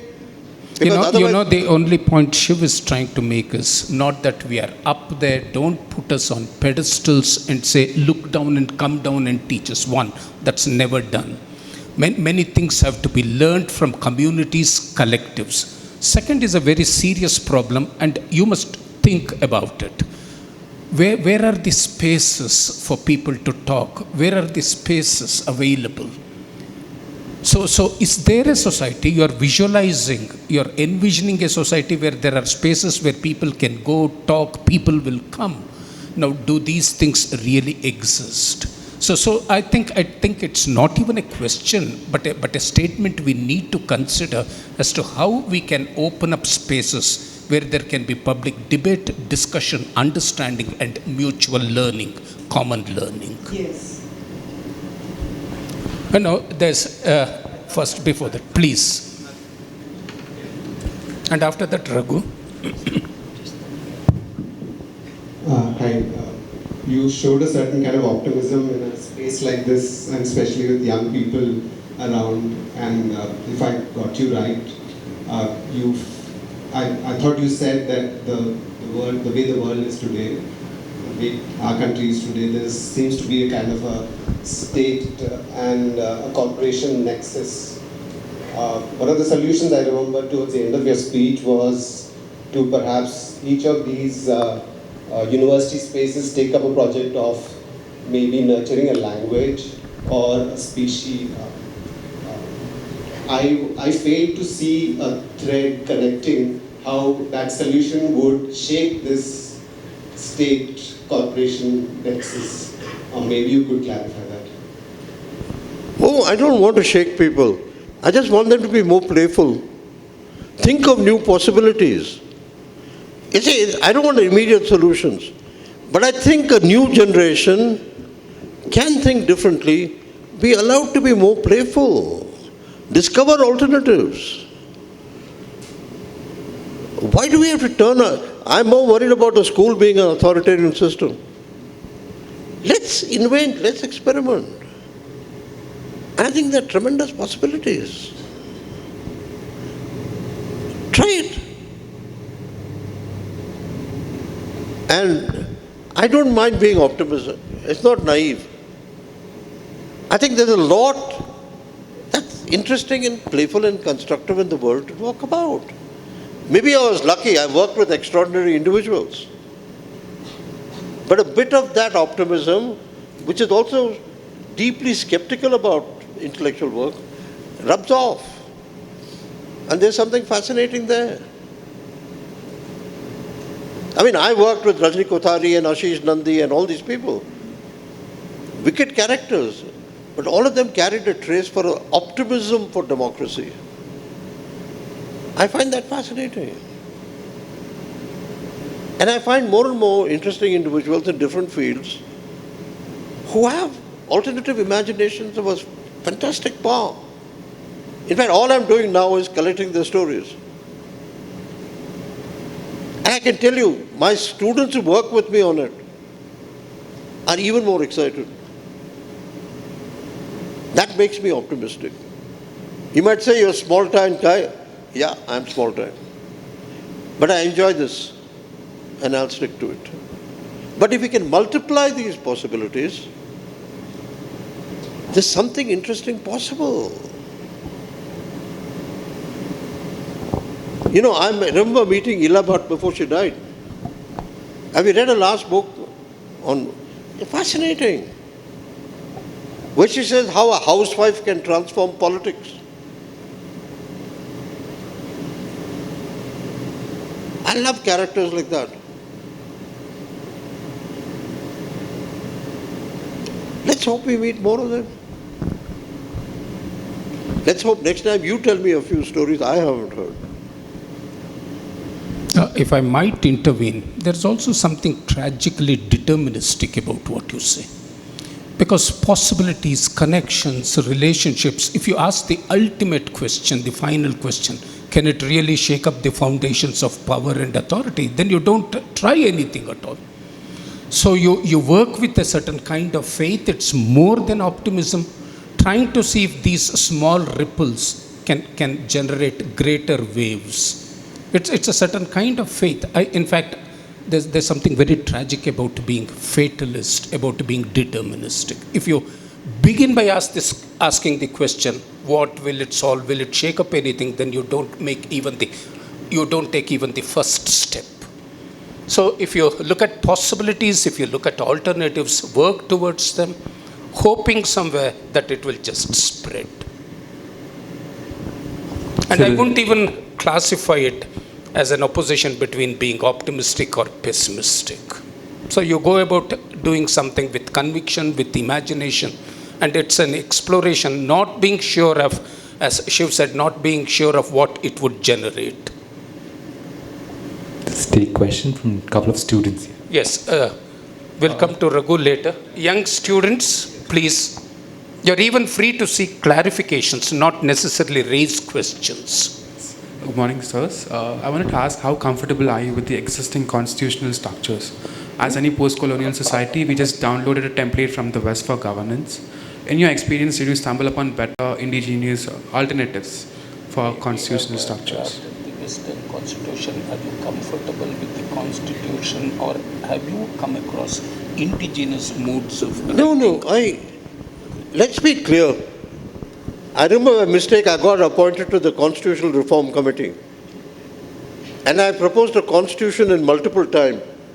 And I remember Venkatacharya telling me, do me a favor, come back 40 years later. I think there are very interesting alternatives about nature. G.D. Agarwal, the IIT professor who talked about the Ganges, had a new notion of the river as a person with rights. We have to bring new notions of nature in. These experiments are taking place, but they're being defeated. There are enough possibilities around. Try it yourself. Rewrite the directive principles from old ideologies to new affirmations.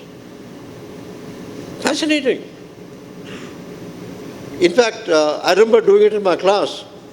I said, your constitutionalists, rewrite the directive principles of state policy. It's amazing. At the end of it, the class looked around and said, oh, we didn't know we were so radical. The possibility is, play around. Bit of bad behavior won't hurt.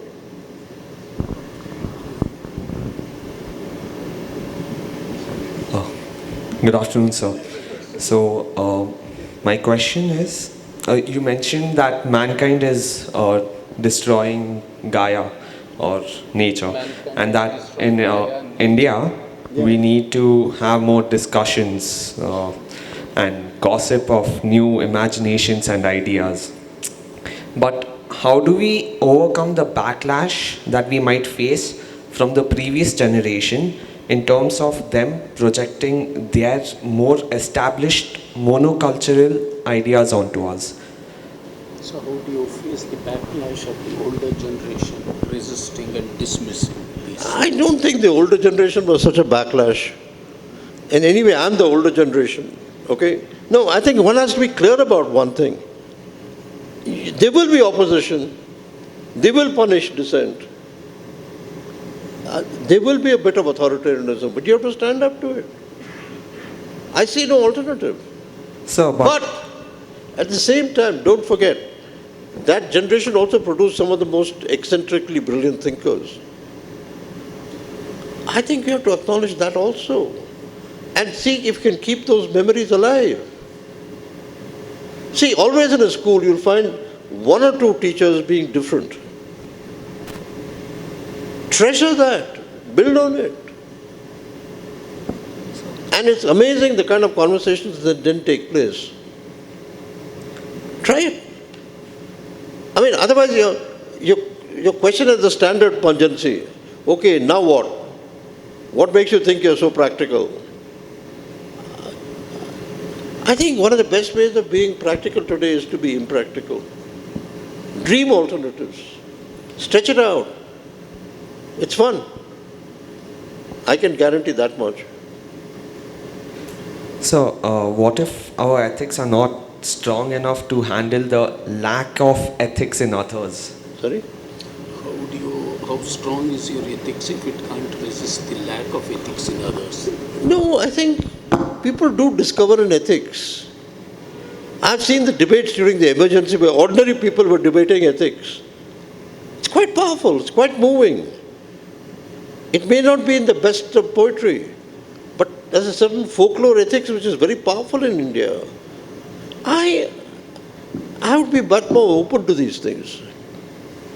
And also, you'll be surprised that many times, even during a classroom debate, the consequences come later. You'll find one or two kids not quite sure, wanting to think it through, finding someone else, following someone else. That's fascinating enough. I bet on the outlier. One day he'll be central. And then you have to fight him. But it goes on. And it's quite exciting. I mean, there are people in this hall who have done it. They're sitting and smiling wearily. Not much I can do about it.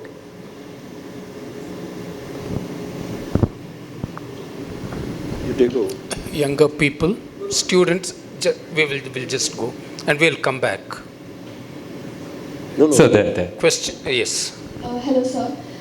You gave us the insights about the effects of Anthropocene and where it is leading us to. Is there an end to it? Is there an end to the Anthropocene? Sorry? Is there an end to the Anthropocene? Give me your email, list 5 keywords. How many articles do you want? About 50? No, I teach 3 or 4 courses on it. So I can provide you links, introductions to people. Try it. Send me your link. Give me 3 weeks. Because I'm going to be roaming around. I've escaped Delhi. I'm not getting back so quickly. So, she's asking for a simplified response. And we'll do it. She says she wants a simpler answer. She wants a simpler answer. No, I'm not going to play you down with a simpler answer. Because a link is just a lazy way of saying, okay, let me pick in. Get involved. See what it does to you. The possibility is there, you have to allow for. Where are you right now? In this college, right? Okay. Pretend you're the new founder of the Institute for the Anthropocene. Start. You're laughing skeptically. Why not? A lot of movements were invented by students over the last few decades with stunning effect, including France of '68.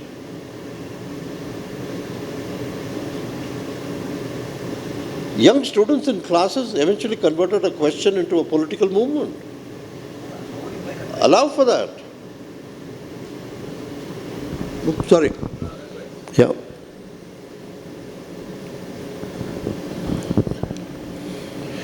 See, my real fear is whether you can survive my optimism. Try it. Come back to me in 2 years and tell me whether you felt different. Oh, it's surprising how many people do. Try. There are a lot of interesting characters in Bangalore who can help you. Talk to them.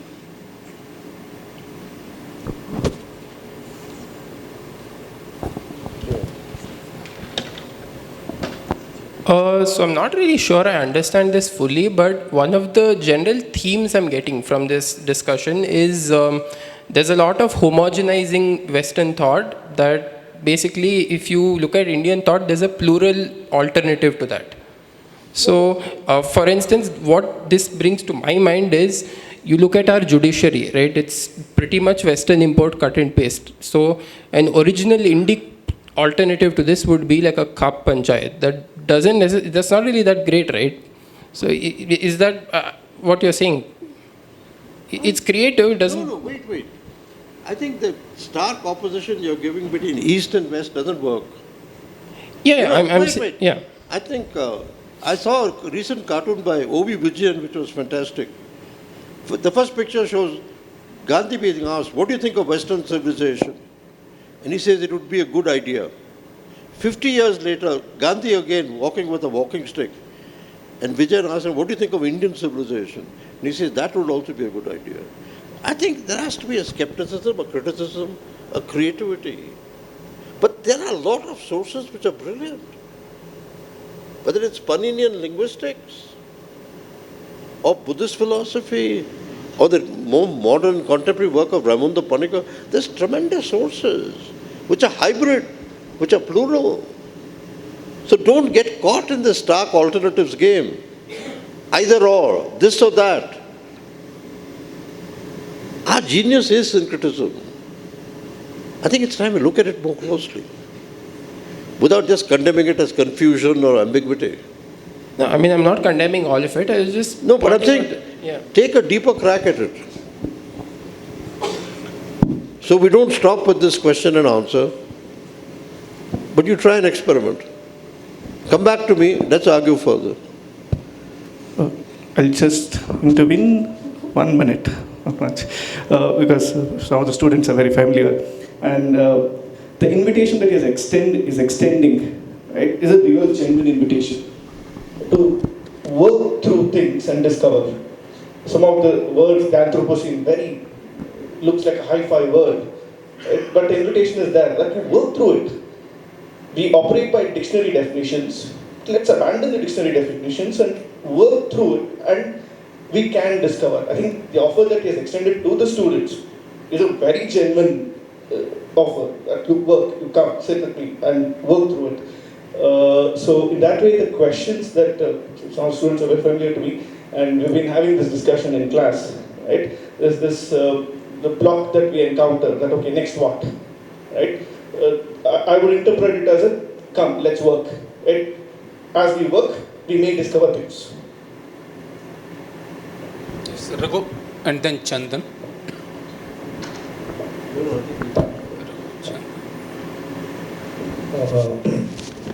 To go back to the contention that the lady back there raised about, and to join you both in trying to answer her. No, you said that you see that intellectuals need to come down from their ivory towers. You didn't actually use that word, but you said we need to come down from our ivory towers and go to the people and work with them. You see, if you look at the current dispensation, the very people the very intellectuals who have worked with the people, who represent the people, who work for decades with the people, are either called the Tukde gang or the Khan Market gang, and many of them are thrown in jail. And all these people have been labeled intellectuals. Ineffectual intellectuals, or people who break up the world, break up India. And starting, Jean Drèze is not in jail, but you mentioned Ela Bhatt, Aruna Roy. Now all these people, they have worked amongst the people. These are intellectuals. The Bhima Koregaon 16. And then there's another word that you mentioned. You see, he said that our river is not recognized to have rights. Whereas in this country, Ram Lalla has rights. Ram Lalla, or a deity the idol in a temple, is recognized as a person. But a river or the Niyamgiri hill, that is not recognized as a person. The people who depend on that hill, the people who depend on those environs, are also not recognized as legitimate litigants. And that is where Vedanta or Adani or somebody else, gets precedence over people. So these are some people who are arguing on behalf of these people, the dispossessed. They are labeled as intellectuals, who break up the country. So this is something that we must think about, and therefore it devolves upon all of us here to actually redefine what an intellectual is and say that these are the people, they represent the people. That is what we have to, and it devolves upon us and our children. Thank you.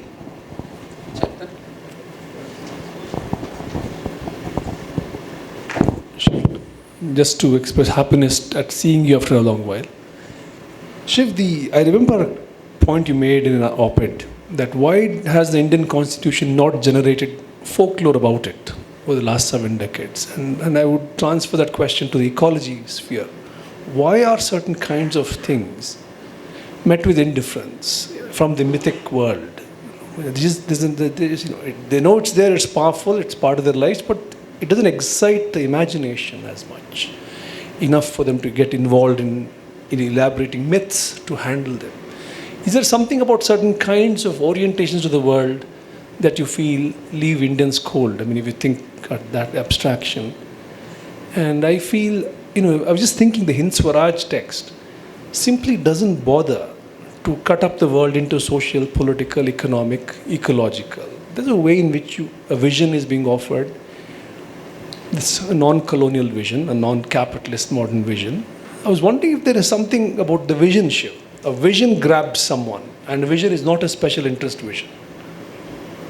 I'm just thinking loudly. Because in the question of medical science, you have Ayurveda, there's a backlash, there's creativity about alternate medicines, alternate food, diets, etc., but not so much about other branches of science. I'm just wondering. The answer to your answer is you. Okay. Because you're forgetting your own genealogy. I think to a certain extent we have to understand that we have been fortunate in meeting people, understanding them, creating something. Yeah, if you were to say, is the debate on the Constitution going to continue in its mechanical way for the next 10, 15 years? Yes. But if alternative groups can change the nature of the debate, it has fantastic consequences. I mean, just in the next 3 months, there are going to be about 20 major seminars on the imagination of Indian rivers. I'll send you some other thing. Look at the way it's changing the imagination. Let's allow for some new possibilities. Sometimes I think we're just tired of ourselves. So we have to invent a new form of ourselves which we're not tired of. But there are possibilities, Chandan. I could quote you 10 times to show that you have contradicted your question. But I won't do it. I think all of us are going through a phase where we are partly skeptical about possibilities. But at another level, I think we deeply committed to a certain kind of imagination.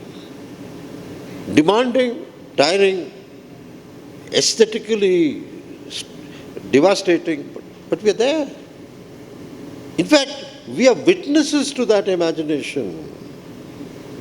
We can't be passive. And I would expect more and more some of you to get up and say, excuse me, I was there. This is what happened. And there's a difference. Sorry. No, I thought there was a continuity here, that's why. Good afternoon, sirs. Firstly, thank you for the lecture. My question to you is, how would you encourage us, and especially the youngsters, to form our own ethics when majority of the people are sticking to standardized ethics or what society follows? So how would you encourage us to break free of that and come out with our own ethics? Gossip. No, debate ethics. Think of these questions. And then once in a while take a position which is of a different order. If you're interested, we're just going to set up an institute of ethics to do some of these things. If you're interested, join in. No, I don't want this question to just fall flat here. We are trying new small experiments. If some of you are interested, you're welcome. You can always go back 5 months later and say an idiot. But try it. And I think there are a lot of people doing this kind of debate. I mean, if we can bring to a discussion the passion we bring to film, to ethics, might be an interesting proposition. Try. So it's about the continuation of what Sridhar raised. The challenge is, if we may not in one way directly kind of dismiss the claims of Indic supremacy, because of late it is coming in a very nuanced way. Let me give you a very specific example from the government of Karnataka's under NEP, as a follow-up of NEP, papers on Indian knowledge systems. Specifically, I studied that. So what they say is, the engagement with the earth, imagination of our engagement with the earth is very broad, and we had recognized 5 elements. And they say, and they derive all this from Devi Prasad Chattopadhyay's work, right, with a disclaimer, that Uddalaka army, as early as 7th century, around 7th century, had recognized hylozoism, basically a belief that even there are no non-material assets, everything has life, much before Thales of Greek, 5th century. Yeah, so they claim the supremacy. And they introduced that into the syllabus and Indian knowledge systems and all that. But in my view, how do we counter is one thing. My view is that, see, it might have been the case, but where is it reflected in today's public policy? Yeah? So how do we powerfully argue for that is my question. Yeah, but I think the way you have reformed the question is important. It's not just a question of we were before you, or we got this before you. The question is, how do you push those assumptions in new ways? I think, say, some of the new work being done around Panini is a fascinating set of possibilities. I think you can see that also in many of the new, if you look at many of the old Theosophist archives. Can you dream a different childhood? These experiments are there, but I think they're very latent. I think now it's time to revive them as thought experiments. Democracy needs new experiments. Some of it based on the old memories, some of it based on new thoughts. But I think it's coming. I can see it in a different way coming, say, in the Islamic world, with the kind of work Ziauddin Sadar and others are doing. But they're pushing for it. We need equivalent, now, intellectuals in courts, since he seems to be a slightly dangerous specimen here, to do these experiments. Take the risk. I think the question you and Sridhar are asking has to be done publicly to demonstrate possibilities and the lack of possibility. But I think it will come slowly, and that's why the university has to change its pedagogy. We have put the university to sleep. It's not radical enough in terms of thought. It's only radical in terms of ideology. Contrast here is, while we claim that we had all this, we were the first to recognize, on the other hand, for the last 9 years, this government has the worst track record for respect for environmental laws. So I think we'll have to put this before the... I'm trying to be well behaved about the government today.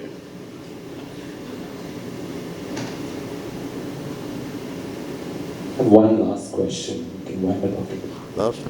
One last question, Kalpana. Oh. It's not a question but more an observation to what Ramu there said about saying the people of the Niyangiri are litigants. I think it's not litigant. When you look at the litigants, when you look at the nation state, vis-a-vis the nation state, but not their custodians. So you change the debate there by articulating them as custodians of the forest.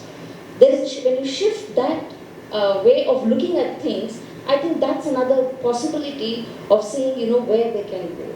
I just wanted to just make that difference, that's all. It's just an observation. Because you change the debate there. I'm glad the debate has begun.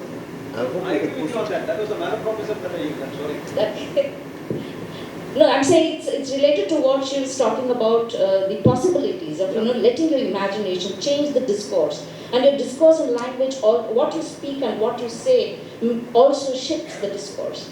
And I think that is the most important thing where students are concerned also.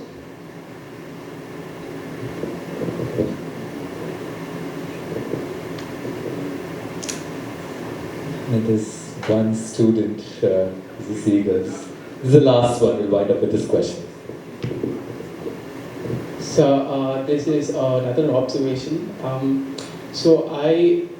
From just what I gather from this conversation, our approach to this eccentricism, again, is very established. You try to establish something, and the very idea of revolution, for me, I feel it should always be in the margins in a way to say it. Because when it becomes